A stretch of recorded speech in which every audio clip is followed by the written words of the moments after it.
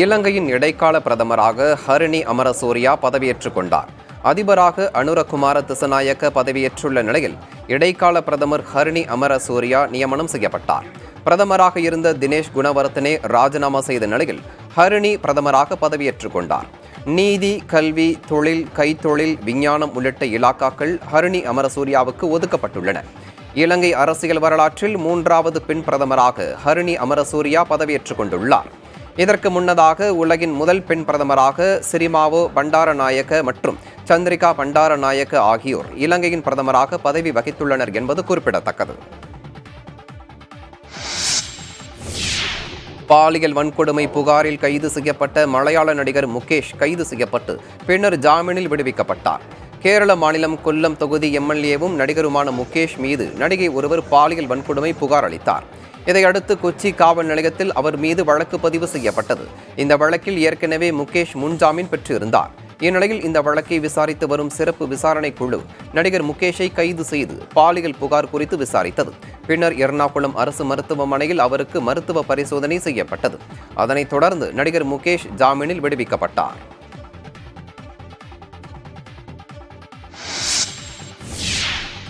வேளச்சேரி நீர்நிலைகளில் ஆக்கிரமிப்பாக உள்ள அரசு கட்டடங்களை கிண்டி ரேஸ் கிளப்பிற்கு இடமாற்றம் செய்வது குறித்து ஆலோசிக்க தென்மண்டல பசுமை தீர்ப்பாயம் அறிவுறுத்தியுள்ளது. வேளச்சேரி ஏரி ஆக்கிரமிப்பு தொடர்பாக வேளச்சேரி ஏரி பாதுகாப்பு இயக்கம் தென்மண்டல பசுமை தீர்ப்பாயத்தில் வழக்கு தொடர்ந்துள்ளது. இந்த வழக்கை விசாரித்து வரும் தீர்ப்பாயம் கிண்டி ரேஸ் கிளப் நிலத்தில் புதிய நீர்நிலையை உருவாக்குவது தொடர்பாக ஆலோசிக்க வேண்டும் என தமிழ்நாடு அரசை அறிவுறுத்தி இருந்தது. இந்த நிலையில் இந்த வழக்கு மீண்டும் விசாரணைக்கு வந்தது. அப்போது தமிழ்நாடு அரசின் வழக்கறிஞர் ரேஸ் கிளப் நிலத்தில் பசுமை பூங்கா உருவாக்குவது தொடர்பாக அரசிடம் கேட்டு பதிலளிக்க அவகாசம் கோரினார். அப்போது தீர்ப்பாயம் பள்ளிக்கரணை சதுப்பு நிலம் மற்றும் வேளச்சேரி நீர்நிலைகளில் ஆக்கிரமிப்பாக உள்ள அரசு கட்டடங்களை அகற்றி அதை கிண்டி ரேஸ் கிளப் நிலத்திற்கு இடமாற்றலாம் என யோசனை தெரிவித்தது. அல்லது ரேஸ் கிளப் நிலத்தை புதிய நீர்நிலையாக மாற்றலாம் எனவும் கூறியது. இதுகுறித்து தலைமைச் செயலாளர் பிற துறை செயலாளர்களுடன் ஆலோசனை நடத்தி முடிவு எடுக்க வேண்டும் எனவும் அறிவுறுத்தியது. ஒருபுறம் வெள்ளத்தாலும் மறுபுறம் வறட்சியாலும் பாதிக்கப்படும் சென்னையில் பசுமை பூங்கா உருவாக்குவதை நீர்நிலையை உருவாக்குவதே சிறந்த முடிவாக இருக்கும் எனவும் பசுமை தீர்ப்பாயம் குறிப்பிட்டது. பின்னர் இந்த வழக்கின் விசாரணையை அக்டோபர் 14ஆம் தேதிக்கு ஒத்திவைத்தது. மூடா முறைகேடு வழக்கில் கர்நாடக முதல்வர் சித்தராமையாவை விசாரிக்க தடை இல்லை என உயர்நீதிமன்றம் அதிரடி உத்தரவை பிறப்பித்துள்ளது. சித்தராமையாவின் மனைவி பார்வதிக்கு மூடா எனும் மைசூரு நகர்ப்புற மேம்பாட்டு ஆணையம் சார்பில் 14 வீட்டு மனைகள் ஒதுக்கப்பட்டன. இதில் 4000 கோடி ரூபாய் அளவுக்கு முறைகேடு நடந்துள்ளதாக புகார் எழுந்தது. அதன் அடிப்படையில் சித்தராமையா மீது வழக்கு பதிவு செய்து விசாரணை நடத்த ஆளுநர் தாவர் சந்த் கெலாட் ஆகஸ்ட் 17ஆம் தேதி அனுமதி அளித்தார். இந்த உத்தரவை ரத்து செய்ய கோரி சித்தராமையா கர்நாடக உயர்நீதிமன்றத்தை நாடினார். இவ்வழக்கை விசாரித்த நீதிபதி நாகபிரசன்னா சித்தராமையாவின் மனுவை தள்ளுபடி செய்து உத்தரவிட்டார். ஆளுநர் தாவர்சந்த் கெலாட்டின் செயல்பாடுகளில் எந்த தவறும் இல்லை என தெரிவித்த நீதிபதி விசாரணைக்கு அனுமதி அளித்தது அவரது தனிப்பட்ட முடிவு என்பதால் அதற்கு அமைச்சரவையின் ஒப்புதல் தேவையில்லை என்றும் கூறினார்.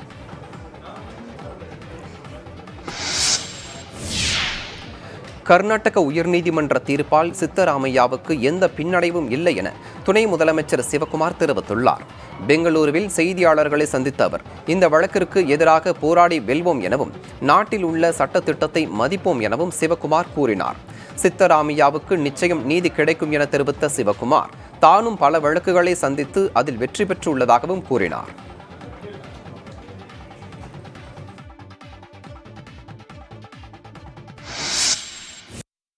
My chief minister has not done anything wrong. He is not involved with any scam. It is a political conspiracy by the BJP to all of us, to all the opposition leaders in the country. This is what is going on. So there is no question of my chief minister has done anything wrong. நிலவின் தென்துருவத்திலிருந்து எடுத்து வரப்பட்ட கனிமங்களை சீன அறிவியலாளர்கள் ஆய்வு செய்து வருகின்றனர். Changi 6 mission மூலம் கடந்த ஜூன் மாதம் நிலவின் தென்துருவத்திலிருந்து 2 கிலோ கனிமங்களுடன் சீனாவின் விண்கலம் பூமிக்கு வந்தடைந்தது. அந்த கனிமங்களை பல்துறையைச் சேர்ந்த ஆய்வாளர்கள் சோதனை செய்து வருகின்றனர். இதன் ஆய்வு அறிக்கை தயாரிக்கப்பட்டு வருவதாக சீன வானியல் ஆய்வாளர்கள் தெரிவித்துள்ளனர். விரைவில் ஆய்வு அறிக்கை வெளியிடப்பட உள்ளதால் வட துருவத்திலும் தென் துருவத்திலும் ஒரே மாதிரியான கனிமங்கள் இருக்கின்றனவா அல்லது வெவ்வேறு கனிமங்கள் இருக்கின்றனவா என்பதெல்லாம் தெரியவரும் என்பதால் வானியல் ஆர்வலர்கள் மிகுந்த எதிர்பார்ப்பில் உள்ளனர்.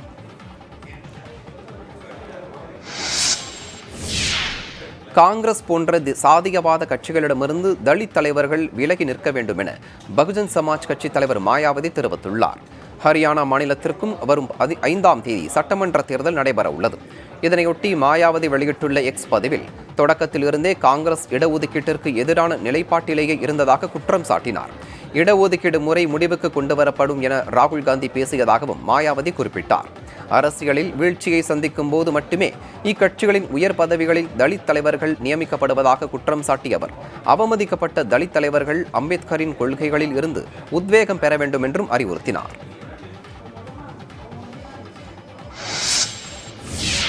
சட்டப்பிரிவு 370 நீக்கப்பட்டதை காஷ்மீர் மக்கள் ஏற்றுக்கொள்ளவில்லை என்ற செய்தியை மத்திய அரசுக்கு தெரிவிக்கும் தேர்தல் இது என தேசிய மாநாட்டு கட்சி எம்பி அகா சையது ருகுலா மெஹ்தி தெரிவித்துள்ளார். ஆங்கில நாளிதழுக்கு பேட்டியளித்த அவர், தேசிய மாநாட்டு கட்சி குறைந்தபட்சம் 35 இடங்களில் உறுதியாக வெல்லும் என தெரிவித்தார். தங்கள் கூட்டணியில் உள்ள காங்கிரஸ் காஷ்மீருக்கான சிறப்பு அந்தஸ்து மீண்டும் வழங்கப்பட வேண்டும் என்ற நிலைப்பாட்டில் இருந்தாலும் நாடு முழுவதும் நிலவும் சூழலை கருத்தில் கொண்டு அதனை வெளிப்படையாக அக்கட்சி தெரிவிக்கவில்லை என மெஹ்தி குறிப்பிட்டார். இந்தியாவின் கூட்டாட்சி தத்துவத்தில் நம்பிக்கை கொண்டுள்ள திமுக, திரிணாமுல் காங்கிரஸ் உள்ளிட்ட கட்சிகளும் தங்களது முழக்கத்திற்கு துணை நிற்பதாக அவர் தெரிவித்தார். பாஜகவை வீழ்த்துவதன் மூலம் காஷ்மீர் மக்களின் ஒப்புதலின்றி இச்சட்டப்பிரிவு நீக்கப்பட்டதை உணர்த்த வேண்டும் என்றும் அவர் கேட்டுக்கொண்டார். பத்காம் தொகுதியிலும் ஒமர் அப்துல்லா போட்டியிடுவது ஏன் என்ற கேள்விக்கு பதிலளித்த மெஹ்தி, தொகுதி மக்கள் விரும்பியதாலேயே ஒமர் அப்துல்லா இந்த முடிவை எடுத்ததாக விளக்கமளித்தார். சட்டப்பிரிவு 370 நீக்கப்பட்ட பிறகு முதன்முறையாக காஷ்மீரில் சட்டமன்ற தேர்தல் நடைபெற்று வருகிறது. சுருக்குமடி வலையை முற்றிலும் தடை செய்ய வலியுறுத்தி நாகை மற்றும் காரைக்கால் மாவட்ட மீனவர்கள் 3வது நாளாக போராட்டத்தில் ஈடுபட்டுள்ளதால் பல கோடி ரூபாய் இழப்பு ஏற்பட்டுள்ளது. நாகை அக்கரைப்பேட்டை மீன்பிடி துறைமுகத்தில் மாவட்ட மீனவ பிரதிநிதிகள் கலந்து கொண்ட ஆலோசனைக் கூட்டம் நடைபெற்றது. இதில் எடுக்கப்பட்ட முடிவின்படி தமிழக அரசால் தடை செய்யப்பட்ட சுருக்குமடி வலையை பயன்படுத்துவதை கண்டித்து 3வது நாளாக மீனவர்கள் போராட்டத்தில் ஈடுபட்டுள்ளனர்.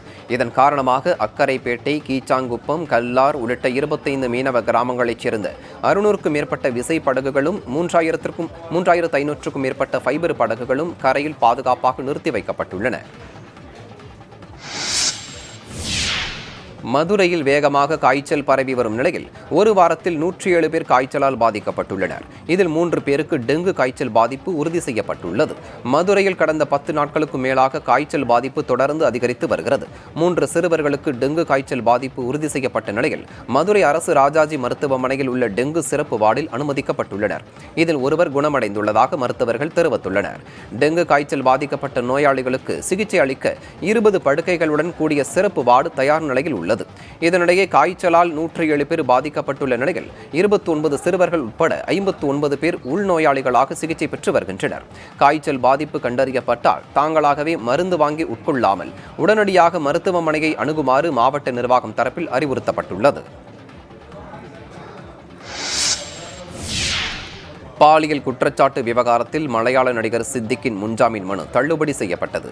மலையாள திரையுலகில் பெண்களுக்கு எதிரான பாலியல் துன்புறுத்தல்கள் நிகழ்ந்ததாக ஹேமா குழுவின் அறிக்கை வெளியாகி சர்ச்சையை ஏற்படுத்தியது. இந்த அறிக்கை வெளியான பிறகு ஏராளமான மலையாள நடிகர்கள், இயக்குநர்கள், தயாரிப்பாளர்கள் மீது அளித்த பாலியல் புகாரின் பேரில் வழக்குகள் பதிவாகின. மலையாள நடிகர் சித்திக் மீது நடிகை ஒருவர் அளித்த புகாரில் காவல்துறையினர் வழக்கு பதிவு செய்து விசாரித்து வருகின்றனர். இந்நிலையில் இந்த விவகாரத்தில் முன்ஜாமீன் கோரி நடிகர் சித்திக் கேரள உயர்நீதிமன்ற மனு தாக்கல் செய்த மனுவை நீதிபதிகள் தள்ளுபடி செய்தனர்.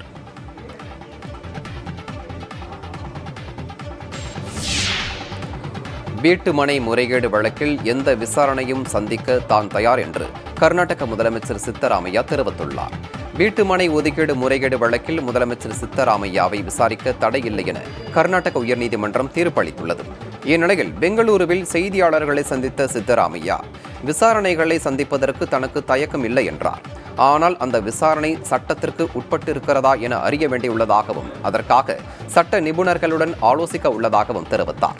அடுத்த சில நாட்களில் உண்மை வெளிவரும் என தான் உறுதியாக நம்புவதாகவும் சித்தராமையா கூறினார். பாஜக மற்றும் மதசார்பற்ற கட்சிகளின் சதிக்கு எதிராக தங்கள் போராட்டம் தொடரும் என்றும் நீதிமன்றங்கள் மீது நம்பிக்கை உள்ளதாகவும் சித்தராமையா கூறினார்.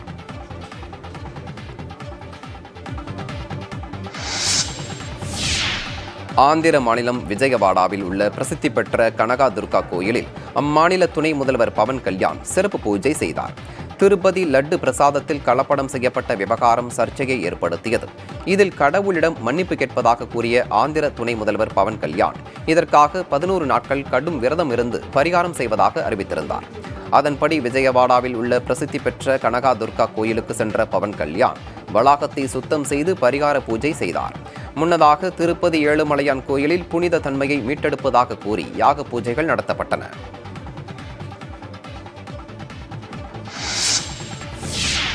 திருப்பதி லட்டு கலப்படம் விவகாரத்தால் ஏற்பட்ட வேதனையிலிருந்து வெளிவர பக்தர்கள் இறைவனை நாட வேண்டுமென வாழும் கலை அமைப்பின் நிறுவனர் ஸ்ரீ ஸ்ரீ ரவிசங்கர் தெரிவித்துள்ளார்.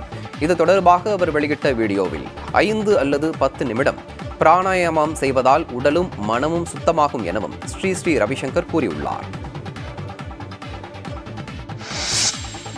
திருப்பதி லட்டும் பழனி பஞ்சாமிரதத்திலும் கலப்படம் இருக்கிற விஷயத்தை கேட்டு ஜனங்கள்லாம் ரொம்ப ஆத்திரப்படுறாங்க. எல்லார் மனசுலயும் ஒரு துயரம் உண்டாயிருக்கிறது, ஒரு வேகமும் ஆத்திரமும் உண்டாயிருக்கிறது. இதுல இருந்து வெளியில வரதுக்கு நம்ம இறைவனை நாடணும். அதுக்கு என்ன பண்ணணும்னா 5 நிமிஷம் 10 நிமிஷம் பிராணாயாமம் பண்ணுங்க. சென்னை கீழ்கட்டளையில் உள்ள தனியார் பள்ளியில் கல்வி கட்டணத்தை 2 மடங்கு அதிகரித்திருப்பதாக கூறி பள்ளி முன்பு பெற்றோர் போராட்டத்தில் ஈடுபட்டனர். 1000க்கும் மேற்பட்ட மாணவர்கள் பயின்று வரும் இந்த பள்ளியில் கல்வி கட்டணம் 2 மடங்கு உயர்த்தப்பட்டதாக பள்ளி நிர்வாகம் தரப்பில் பெற்றோர்களுக்கு தெரிவிக்கப்பட்டுள்ளது. இதனால் ஆத்திரமடைந்த பள்ளி மாணவர்களின் பெற்றோர்கள் மேடவாக்கம் பிரதான சாலையில் மறியலில் ஈடுபட்டனர். உடனடியாக காவல்துறையினர் பேச்சுவார்த்தை நடத்தி அவர்களை சமாதானம் செய்து பள்ளி வாயில் முன்பு செல்ல வைத்தனர். இருப்பினும் பெற்றோர்கள் சுமார் 500க்கும் மேற்பட்டோர் பள்ளியை முற்றுகையிட்டு கல்வி கட்டணத்தை உயர்த்தக்கூடாது என வலியுறுத்தினர். 2 மணி நேர போராட்டத்திற்கு பிறகு கல்வி கட்டணம் தற்போது உயர்த்தப்படாது எனவும் 10 நாட்களுக்குள் பேசி முடிவெடுக்கப்படும் எனவும் பள்ளி நிர்வாகம் சார்பில் நோட்டீஸ் ஒட்டப்பட்டதால் பெற்றோர் கலைந்து சென்றனர்.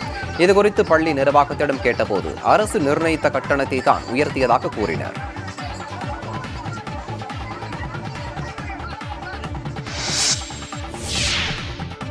ஆந்திர மாநிலம் திருப்பதியில் ஒய்எஸ்ஆர் காங்கிரஸ் கட்சியின் தலைவர் ஜெகன்மோகன் ரெட்டிக்கு எதிராக இந்து அமைப்பினர் போராட்டத்தில் ஈடுபட்டனர்.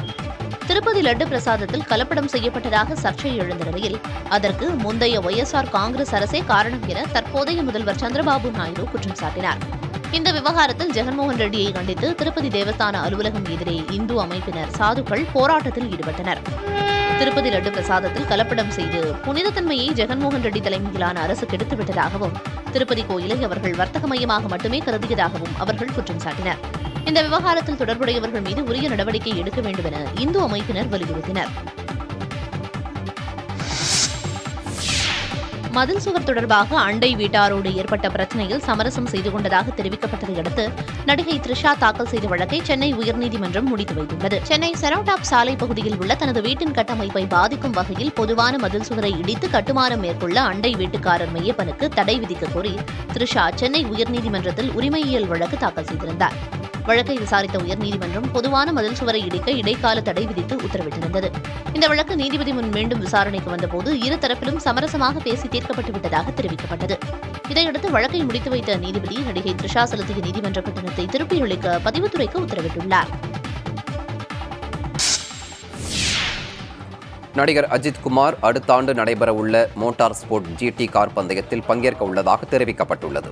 இதுகுறித்து இந்தியாவின் முதல் ஃபார்முலா 1 கார் பந்தய வீரரான நரேன் கார்த்திகேயன் வெளியிட்டுள்ள இன்ஸ்டாகிராம் பதிவில் கார் பந்தயத்தில் மீண்டும் பங்கேற்பதற்காக அஜித் குமார் கடுமையாக உழைத்து வருகிறார் என்றும் தான் அவருக்கு வழிகாட்டியாக இருந்து மீண்டும் பந்தயத்தில் ஈடுபடுத்த முடிந்தால் அது ஒரு பாக்கியமாக இருக்கும் எனவும் பதிவிட்டுள்ளார். இதற்கு முன்பு அஜித் குமார் 2002ஆம் ஆண்டு ஃபார்முலா மாருதி இந்தியன் சாம்பியன்ஷிப் பந்தயத்திலும் 2010ஆம் ஆண்டு ஃபார்முலா 2 பந்தயத்திலும் பங்கேற்றது குறிப்பிடத்தக்கது.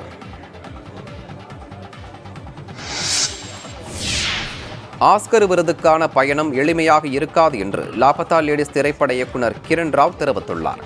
இதுகுறித்து மும்பையில் பேசிய அவர் தனது படம் ஆஸ்கருக்கு பரிந்துரைக்கப்பட்டதன் மூலம் அதிக அளவிலான பார்வையாளர்களுக்கு காண்பிக்கும் வாய்ப்பு கிடைத்துள்ளது என்றும் இதுபோன்ற திரைப்படம் ஆஸ்கர் விருதுக்கு அதிகாரப்பூர்வமாக பரிந்துரைக்கப்படும் போது மிகவும் ஊக்கமளிக்கிறது எனவும் தெரிவித்தார். 2024ஆம் ஆண்டிற்கான ஆஸ்கர் விருதுகள் அடுத்த ஆண்டு வழங்கப்படுகின்றன. அந்த வகையில் இந்தியாவிலிருந்து அமீர் கானின் முன்னாள் மனைவி கிரண் ராவ் இயக்கிய லாபதா லேடிஸ் திரைப்படம் சிறந்த சர்வதேச திரைப்பட பிரிவில் ஆஸ்கருக்கு பரிந்துரை செய்யப்பட்டுள்ளது. ஹாலிவுட் நடிகர் ஜானி டெப்பிற்கு இத்தாலியில் நடைபெறவுள்ள ரோம் சர்வதேச திரைப்பட விழாவில் வாழ்நாள் சாதனையாளர் விருது வழங்கப்பட உள்ளது. 2003ஆம் ஆண்டு வெளியான த பைரேட்ஸ் ஆஃப் த கரீபியன் திரைப்படத்தில் ஜாக் ஸ்பேரோ கதாபாத்திரத்தில் நடித்து உலகளவில் பெரும் புகழை பெற்றார். இந்த படத்தின் அடுத்தடுத்த பாகங்களும் வெளியாகி பெரிய வரவேற்பை பெற்றன. நடிகை ஆம்பர் ஹெட்டை காதலித்து 2015இல் திருமணம் செய்து கொண்டார். பின்னர் இருவருக்கும் கருத்து வேறுபாடு ஏற்பட்டு பிரிந்தனர். சமீபத்தில் இவரது இயக்கத்தில் Modi 3 Days on the Wing of Madness படம் வெளியாகி வரவேற்பை பெற்றது.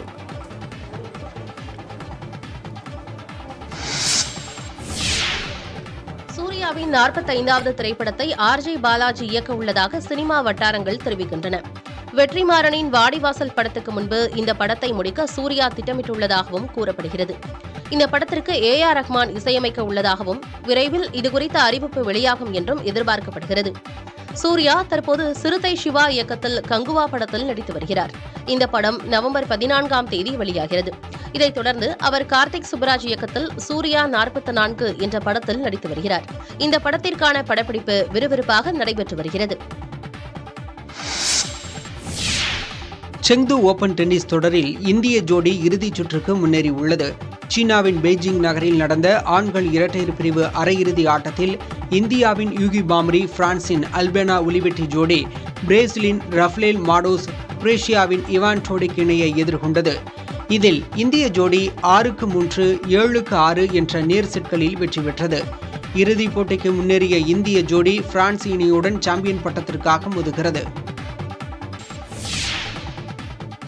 நாகை அருகே அரசு பேருந்து மோதி பள்ளி மாணவி உயிரிழந்திருப்பதை கண்டித்து கிராம மக்கள் சாலைகளை மறித்து போராட்டத்தில் ஈடுபட்டதால் போக்குவரத்து கடுமையாக பாதிக்கப்பட்டது. இலுப்பூர் பகுதியைச் சேர்ந்த அஸ்வினி தனியார் பள்ளியில் 12ஆம் வகுப்பு பயின்று வந்தார். இவர் தனது சித்தப்பா மகன் அபினேஷுடன் இருசக்கர வாகனத்தில் பைபாஸ் சாலை வழியாக பள்ளிக்கு சென்றார். அப்போது வேளாங்கண்ணி நோக்கி வந்த மாநகர பேருந்து கட்டுப்பாட்டை இழந்து முன்னால் சென்ற வாகனத்தின் மீது மோதியதில் பேருந்துக்குள் சிக்கி மாணவி படுகாயங்களுடன் நிகழ்விடத்திலேயே உயிரிழந்தார். தூக்கி வீசப்பட்டதில் காயமடைந்த அபினேஷ் மருத்துவமனையில் அனுமதிக்கப்பட்டுள்ளார். இதனால் ஆத்திரமடைந்த உறவினர்கள் பள்ளிக்கு செல்லக்கூடிய பகுதியில் தடுப்புகள் அமைக்காததே உயிரிழப்பிற்கான காரணம் என்று கூறி திருவாரூர் நாகை தேசிய நெடுஞ்சாலையில் திடீர் மறியலில் ஈடுபட்டனர்.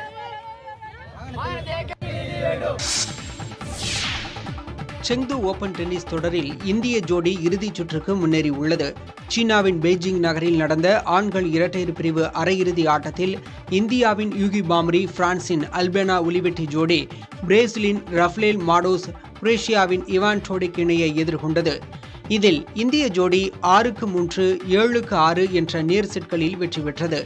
இறுதிப் போட்டிக்கு முன்னேறிய இந்திய ஜோடி பிரான்ஸ் இணையுடன் சாம்பியன் பட்டத்திற்காக மோதுகிறது.